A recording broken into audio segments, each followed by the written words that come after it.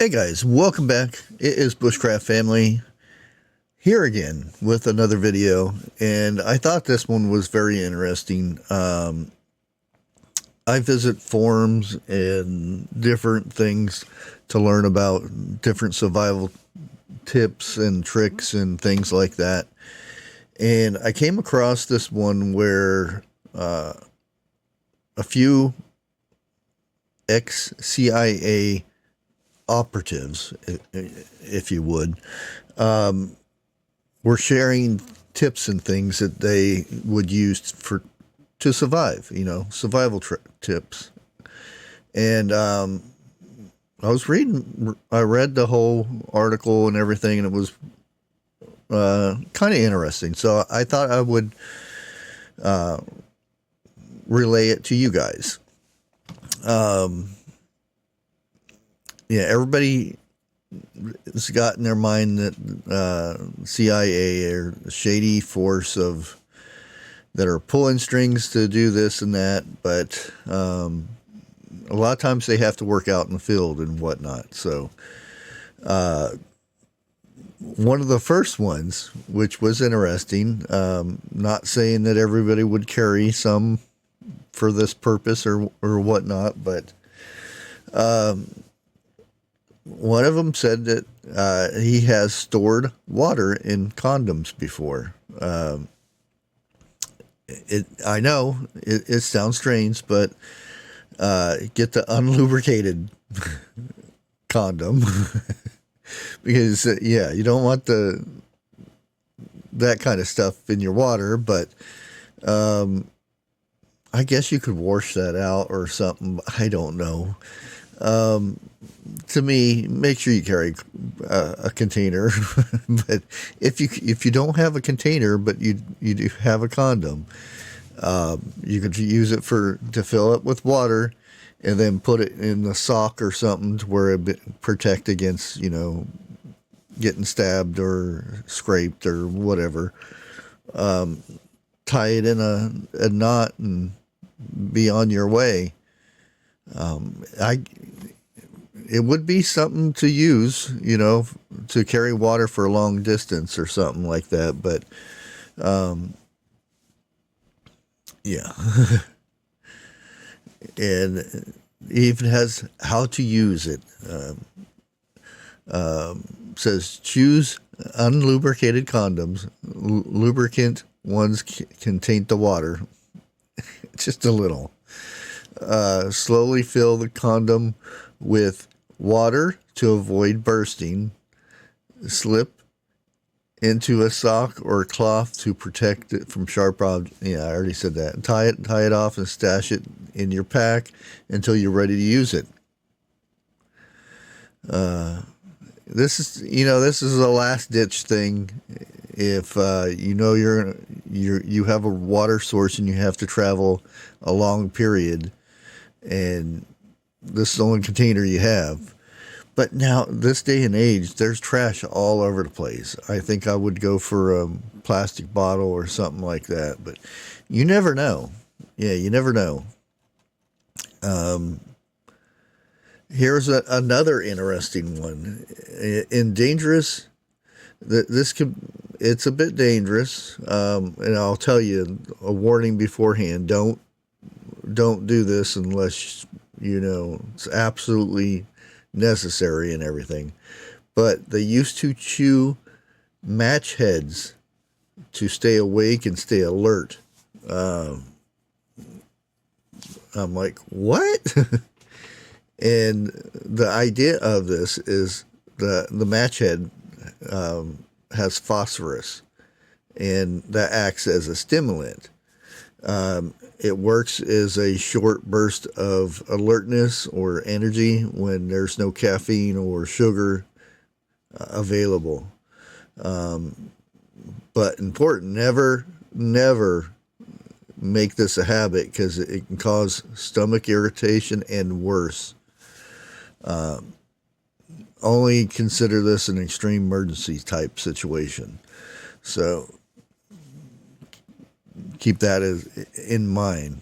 But yeah, they said that they had to use it a few times Just the knowledge of having it, I guess. And I talked about this one last night. It was interesting. Hiding gear, whatever it may be, you can use your imagination, but in rotten meat, which I'm talking like a carcass, or you can also do this in certain droppings from animals, hide it in that, because nobody gonna dig around in that stuff. And this could be, whatever you need to hide for whatever purposes, but this is what they would do in some situations, that they couldn't carry things with them, so nearby they would hide it in these stashes, so to speak. Sorry, got hair in my eye. Well, it does make sense, because, the only issue would be animals getting in it and stuff like that. But again, if you would, the compost of an animal, I'll put it that way, or the waste, would probably be better, depending on what you're hiding and whatnot. And be sure to know how to mark that location to where you know where it would be at and where it would be at, you know what I mean? Not many looters would go digging through the rot and the flies to find those things. So, yeah, it's something to think about. Here's one that was interested. Somebody asked about, you don't have weapons, so to speak, like a cutting device or pew or something like that, and you have to fend off attackers.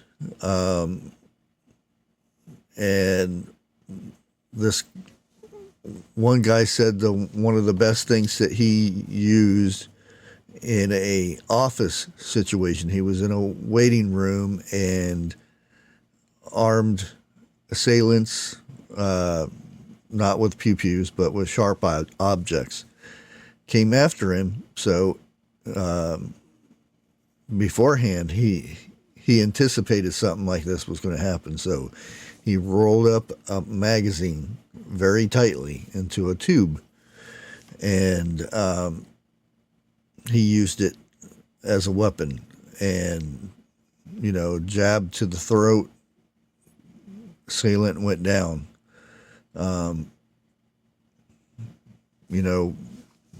It works. And again, would it be anything different than a hand or something? But, even that little bit of extra length to your arm could save your life, and one of these tips or things is something similar to a game we used to play, and it sounds weird, but we'll go back to this when we get to this next one here.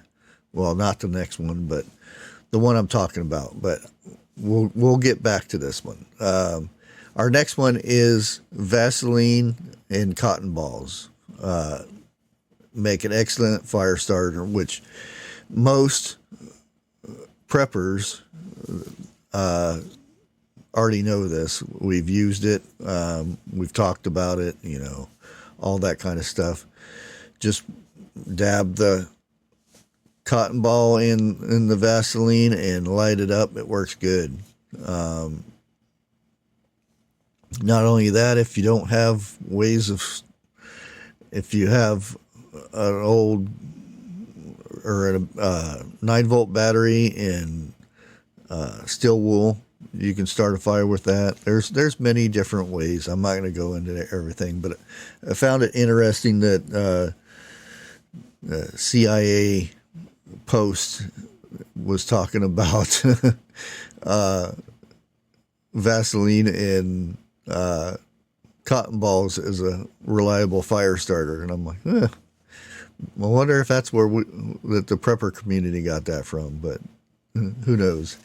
Now this is where I was talking about mental escape mapping. You go into a room, or say you're going to a restaurant. Now, I used to do this with my kids to keep them, you know, for one thing, occupied, but learning lesson, a life lesson, if you would. Always know at least 3 ways to get out of the room. And this is something that CIA agents train on all the time. They'll go in a room and they'll analyze each person to see what kind of threat they would be, who is the easiest to subdue, or who would be the hardest,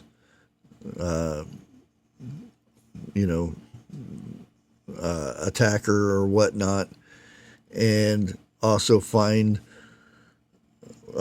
areas to get out fast. You know, at least three different routes to safely get out, so to speak. Or if something was to happen, where would be a safer area to take cover, you know?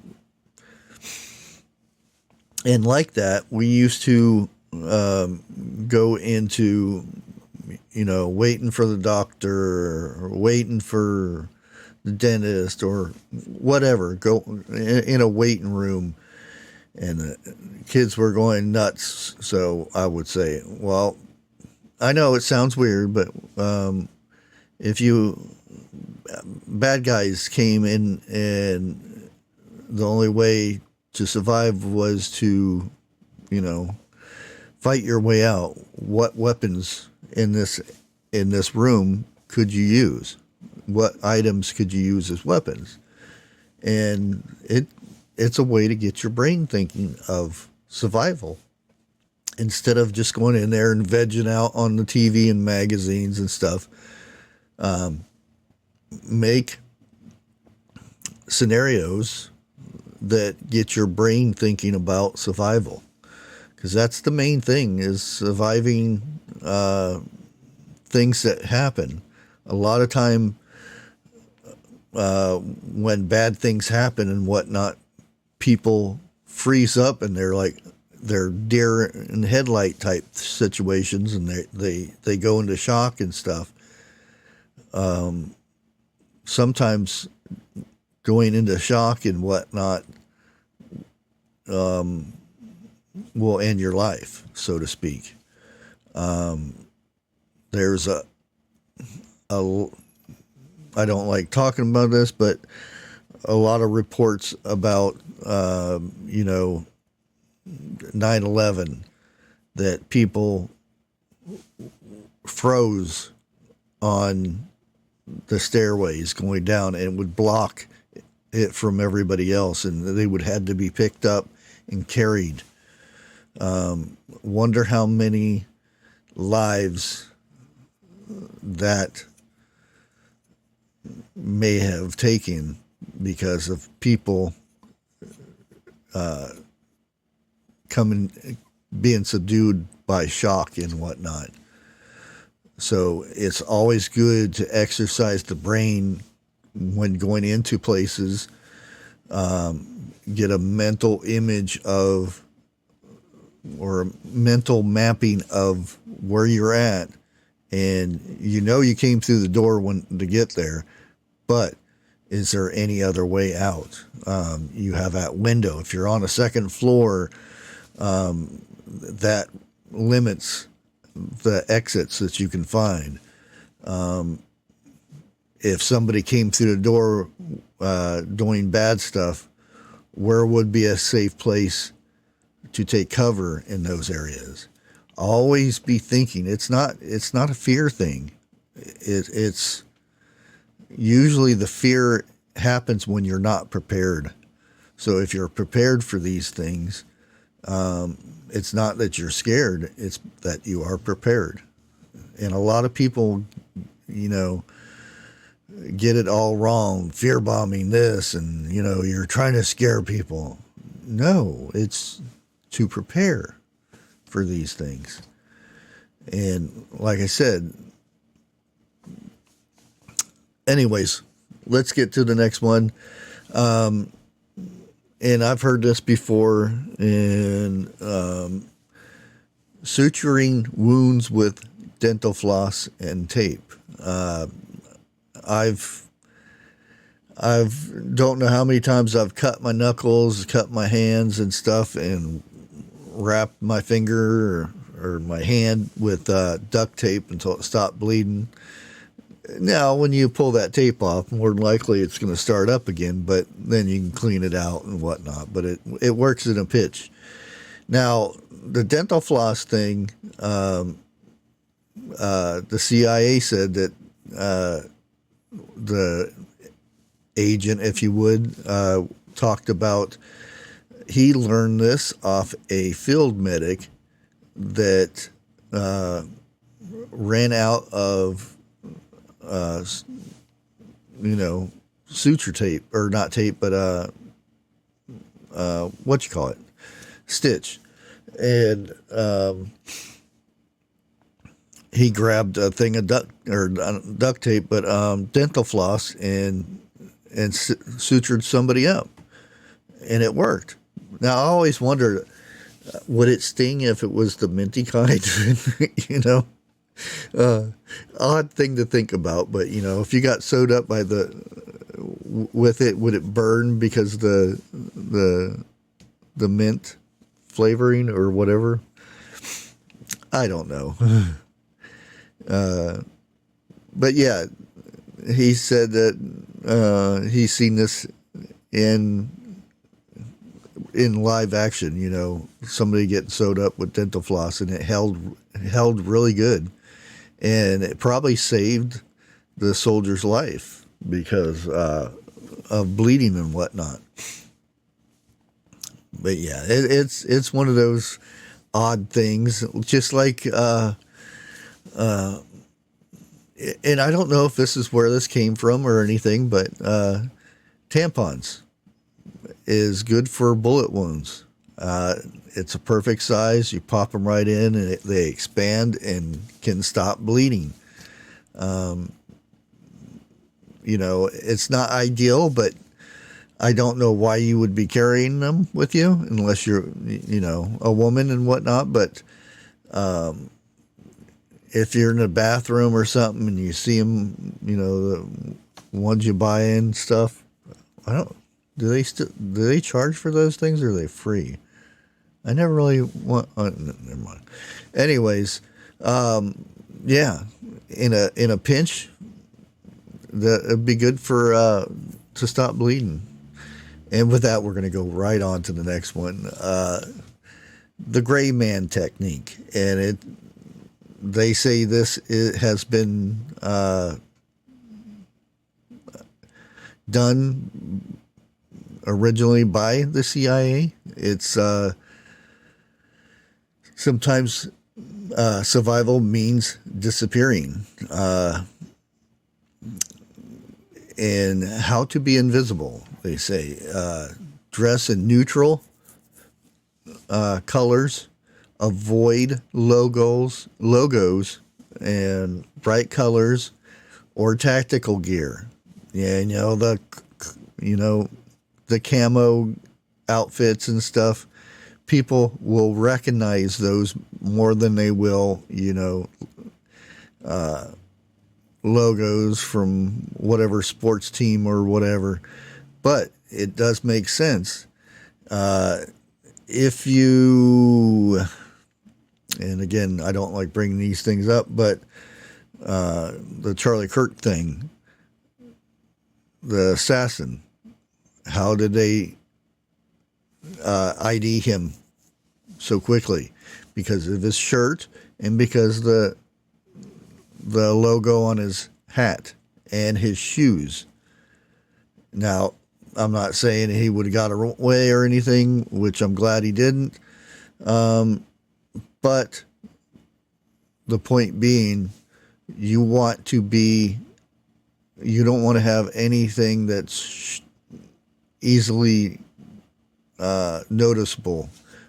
Again, dress neutrally to where no bright colors, no camo, tactical gear or anything, no logos that show that people will remember. Don't make eye contact or appear nervous. Sometimes that could be hard, but move with purpose, but not urgency. You do your strut and everything, but don't overdo it to where it brings attention to you. Avoid unnecessary conversations or standing out in the crowd. You just want to fit right in, do what the others are doing around you. That is the gray man technique, so to speak. When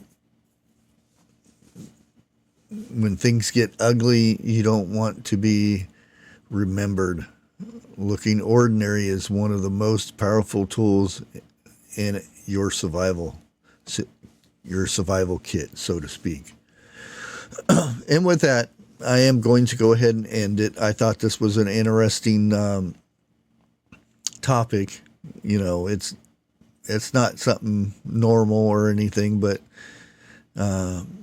it's good to get other inputs of experience, so to speak. And you would think the CIA kind of know their stuff, and in a pinch, it could save your life, or if shift happens and you wanted to fit in type of situation, could still save your life. Anyways, I'm going to go ahead and end this. Let me know what you guys think down in the comments. Until next time, God bless.